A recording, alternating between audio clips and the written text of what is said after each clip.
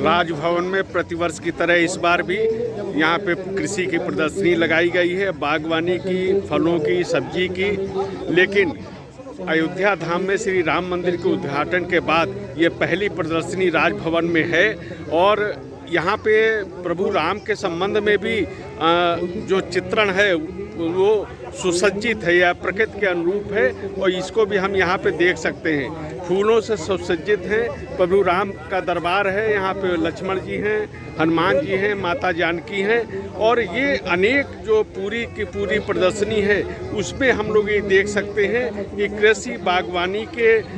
प्रचार और प्रसार के साथ साथ किसानों को जागरूक करने के साथ साथ यहाँ पे जो राष्ट्रीय चेतना का और राष्ट्रीय संस्कृति का जो संदेश है जो 22 जनवरी को देश ने दुनिया ने देखा उसको भी यहाँ पे बहुत ही सुंदर और आकर्षक ढंग से प्रस्तुत किया गया है। तो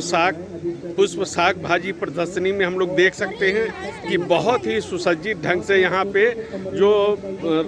राम कथा के जो पात्र हैं किसी न किसी रूप में उनको बहुत ही अच्छे ढंग से यहाँ पे प्रदर्शित किया गया है। फूलों की सज्जा जो है निश्चित रूप से बहुत आकर्षक है और लोगों के आकर्षण का केंद्र भी बने हैं। यहाँ पे जटायु जी की जो एक मूर्ति बना के और फूलों से सजाई गई है और निश्चित रूप से बहुत ही उल्लेखनीय है। इसके अलावा यहाँ पे पूरे भारत का एक चित्र मानचित्र सुसज्जित किया गया है और उसमें जय श्री राम का उद्घोष भी है। तो ये जो अयोध्या धाम पे जो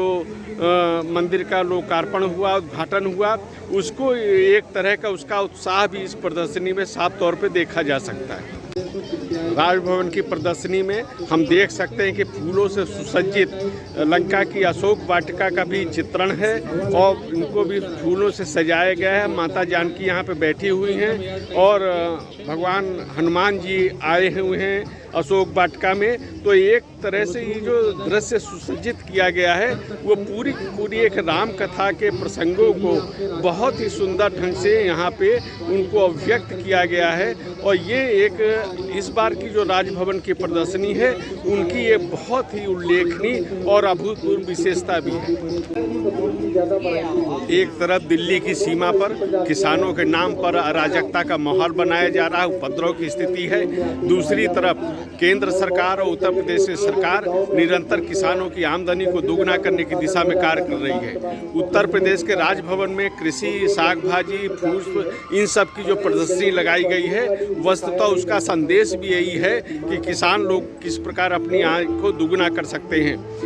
राज्यपाल आनंदीबेन पटेल और मुख्यमंत्री योगी आदित्यनाथ ने इस प्रदर्शनी का शुभारंभ किया और यहाँ पर उन किसानों को सम्मानित किया गया जो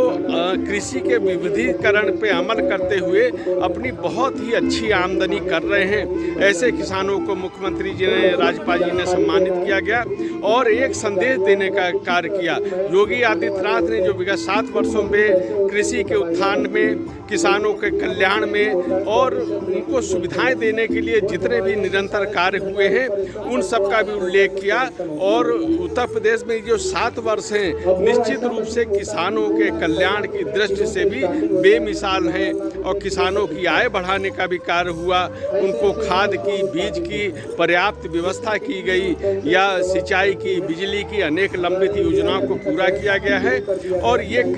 जो प्रदर्शनी है यहाँ पे किसानों की समस्याओं को सुना जा रहा है, उनका समाधान किया जा रहा है विशेषज्ञों के द्वारा और किस प्रकार वो अपनी आमदनी में विविधता लाकर कृषि आय को बढ़ा सकते हैं, फसलों का जो चक्र है उसको आमदनी के हिसाब से बढ़ा सकते हैं। तो इस प्रकार ये जो प्रदर्शनी राजभवन में है, लेकिन मैं समझता हूँ कि इसका संदेश जो है पूरे प्रदेश और देश के लिए है।